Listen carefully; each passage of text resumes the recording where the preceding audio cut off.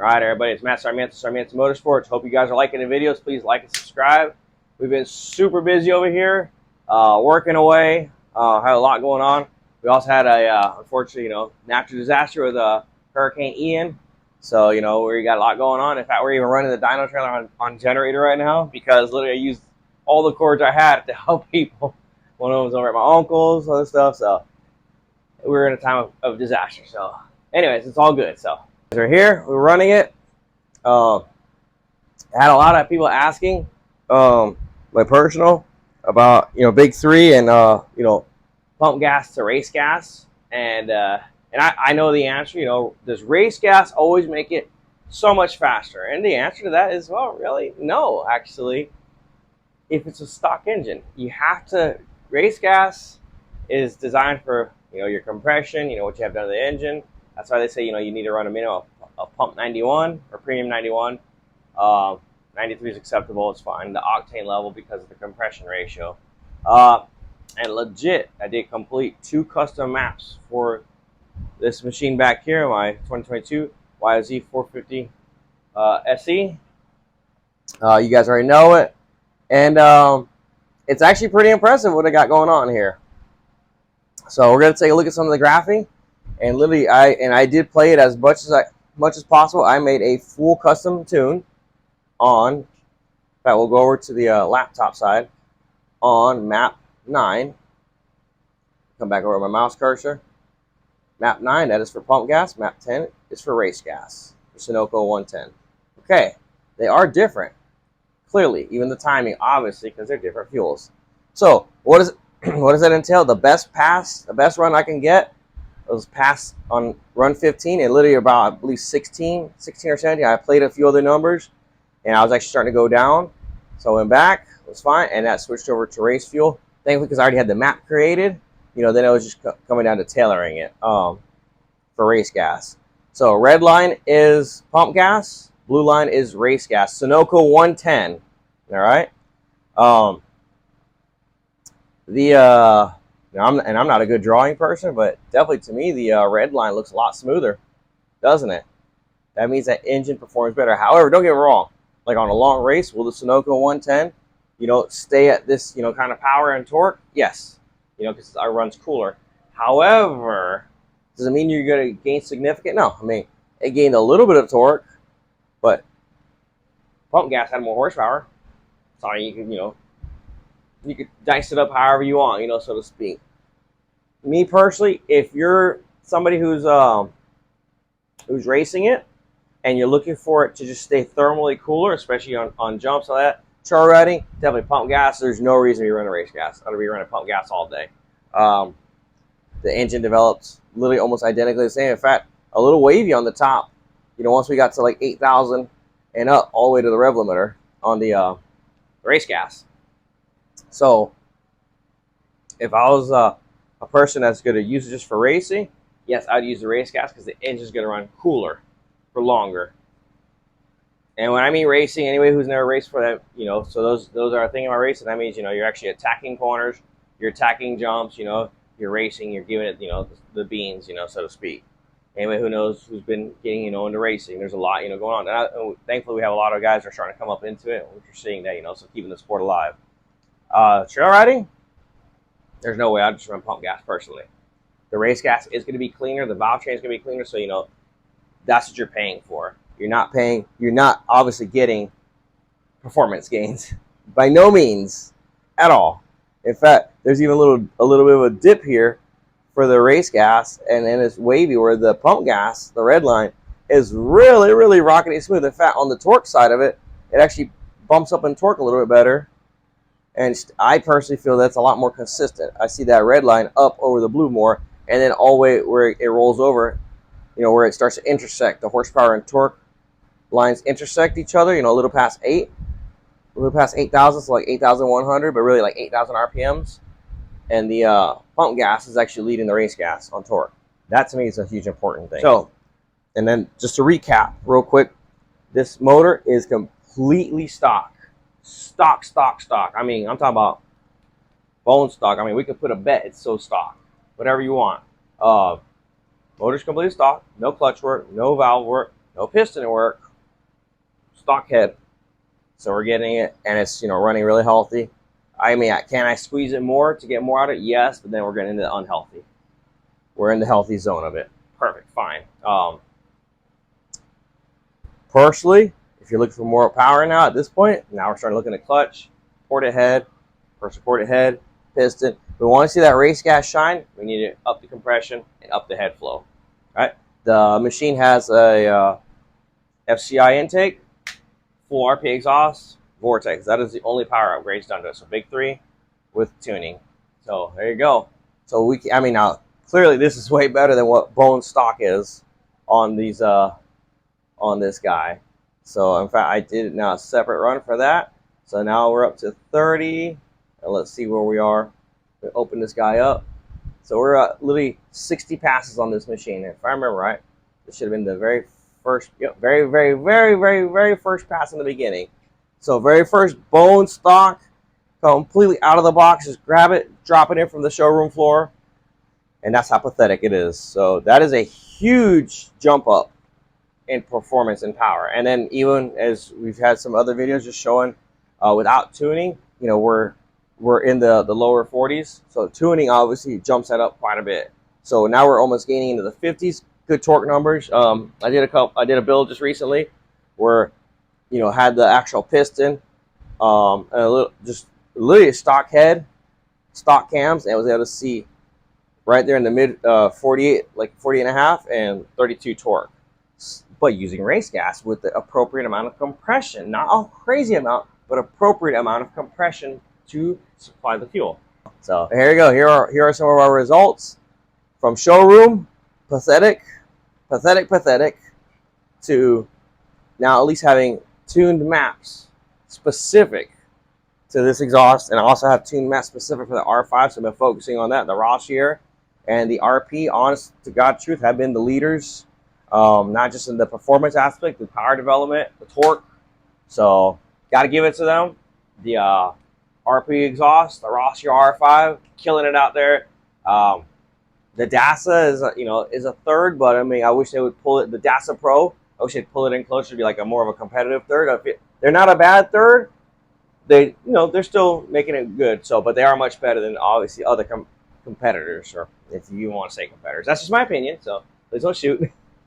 Please don't shoot, but that's what's out there. Literally just grabbing it, nothing custom, literally just grabbing an off-the-shelf pipe that you can order, put it on.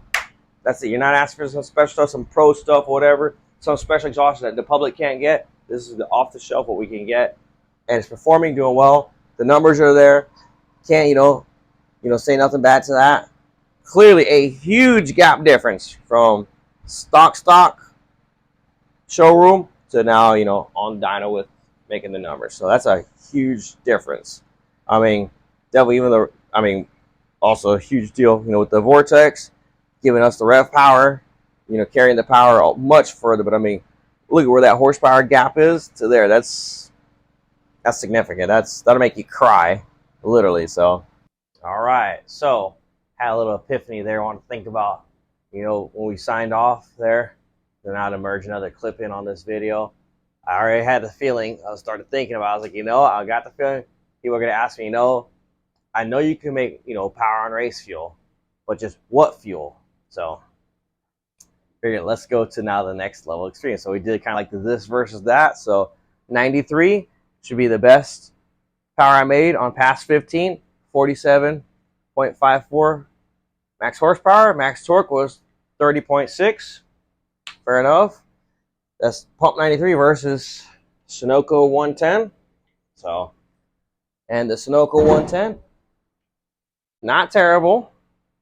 Literally, they just flip numbers: 47.45 max horsepower and then 30.76 max torque. And as explained earlier, what's the reasoning? Well, obviously the chemistry in the fuel, the octane level is a huge reasoning factor for that. Okay. The compression isn't very high. I mean, it's okay, but it's not very high. So henceforth, we don't need to run a very high octane fuel. So always dump it in high octane. If the numbers are high, it does not always mean it's going to give you big, huge bang power. And that is clearly depicted here. As I said earlier, though, one other thing, though, what would be beneficial for running that fuel is obviously, cleaner valve train, less uh, thermal wear. So basically, you can feel when the engine is starting to get that level of the engine is has that thermal soak, and now it will not keep on producing as good as it was when you first started. So on like a long race, something like that, especially if you're a woods racer or something like that, you might want to consider possibly using like 110, right, to keep the engine cooler, right? High octane, you need more compression to detonate, and obviously lowers the engine temperatures, but it does not always mean you're going to make a lot higher numbers. Okay, but I do know a fuel that would make it, and it's nothing too crazy or absurd or anything like that. So it's the best I had. So I took it to the next step, against the this versus that, and jumped on the one of my fuel favorites, which I personally use quite a bit, is normally for myself is U4.4. So normally, some of my engine builds, my personals, I usually like to use C12 for practice, U44 from racing, and if it's on, definitely the competition's there, a little MR12. So the competition got some serious competition. So hey, sometimes that's what you got to put in the tank, to be able to run for. Doesn't mean you just dump the fuel. I mean, it is fact like literally tuned for it. So my Vortex right now is tuned. I actually had to switch the map file, but it is tuned on the one map for pump gas and Sunoco 110, or change the file, pump gas and U44. And the U44 gave out, best pass I could get out on it was 49.83 horses. That is substantially quite a bit, about almost 2.5 horses more than Sunoco 110, and 31.23 torque. So, pretty much almost a whole whopping foot-pound of torque. So, or 3/4 foot-pound of torque. So that's an important thing. So yeah, secret sauce, U44, definitely, dumped in the can. And yeah, so what's the reason? Why is it that the U44 makes it, even though it's a race fuel, we don't have the compression for it, to run race fuel? Not all race fuels are the same. Okay, this fuel is, let me make sure of that. Want to read this correct from VP's site. I was pretty sure of that. Yep, it's rated 103. I was pretty sure it was 102 to 104, but I know it was like right there in that category. Rated octane 103. Has a little bit of oxygenation, so it actually burns really good. So didn't go too high on octane, and what a difference bringing that octane down some and having it to where it can ignite a little bit easier made all the difference. Does that mean it's going to work on every engine? No, not necessarily. If you're not tuned for it, doesn't mean you can just grab a can of it and just dump it in on a stock motor. But hey, I'm going to jump up to 49 horses. It just doesn't work like that. You have to be tuned for it. That's the biggest difference. Even tuning for the Sunoco, you have to be tuned for it. So I can tell you, when I dumped it in the first pass, I dumped it in on the regular tune already for the 93. It went down almost 2 horses. I actually had to tune it to bring it back up. So there you go. Instantly, when I went with what I already had for a base tune for the 110, so I went to the U4 and already jumped up in horsepower. Literally almost like one and some change tuning it. Gave me, the end result, 49.83 max horsepower, 31.23 max torque. So almost 50 horses out of this stock machine. So stock everything, stock. So big three, but then you can add on there, having the right fuel, having a better competitive fuel, and also tune. So basically more like 5 major components there. So tuning is a huge thing. Tuning is significantly huge, and as a refresher, show everybody that tuning is a really big thing. Let's go back to what our all stock YFZ, when she came straight from the showroom. If I get the mouse cursor on it, there we go. All stock. When it first came out from the showroom, when I brought it home, literally just jumped on the dyno, and from a pitiful 34.44 max horsepower and 22.69 torque to now 49.83 and 31.23. That's a big jump. So that is a huge gap difference. I mean, significantly huge. So red line is our U44 pass pump gas. and Sunoco is in blue and green. So VP's in green, pump gas is on blue, and the bone stock is like in the purple. Yeah, terrible. So why would you want to have a stock one? I don't know what you do with that. But anyways, anyhow, so there's that. So again, it can be achieved with the right fuels. Depends on your engine, depends on your build. So a lot of times when people ask me, hey, about a build sheet or this or that, the build sheet has nothing to do with me. It has to do with what's available to you. What can you want to put into it as far as availability to build an engine, but also what is available to you. I've had a lot of people ask me for tuning, for engine work worldwide, and not everybody has the access to some of these fuels. So I had to use something that's comparable to what they have over there if in a different country. So everywhere is different. Some places they could get 95 or 97 from the pump. But there you go, and that's what's available versus like VP or Renegade is not available. Don't know. So, but good testing there. Great to see. I'm pretty sure the Sunoco 110 would do much better with the compression, and I know that for a fact because I just did an engine for a guy just recently, and he was making 48.5 and 32 torque with the correct compression. The stock cam, stock head. So a little extra spice in there, and there you go. So again, it's all up to how you build the engine, how it's done, and obviously being tuned correctly for it. So I hope that shed some light on some of these things, on some of these concerns. I hope that helps give some answer some more of these questions. And we're very grateful that we have a lot of people that are asking questions and are very interested. So that's a great thing, and that's helping to keep obviously everybody enthusiastic, not just in the sport. There's a science behind it, how this stuff works. So there's a science to it, there's an equation to it. It's not all just grab whatever and just throw it in there. There is a balance to it as well. So we'll see what this thing makes here soon in the future. So I'm pretty sure it's not going to stay stock for very long because that's not my MO. So anyways, thanks for watching. As always, please like and subscribe. Thank you guys for everything. If you have any questions, leave some questions and comments below. Thank you.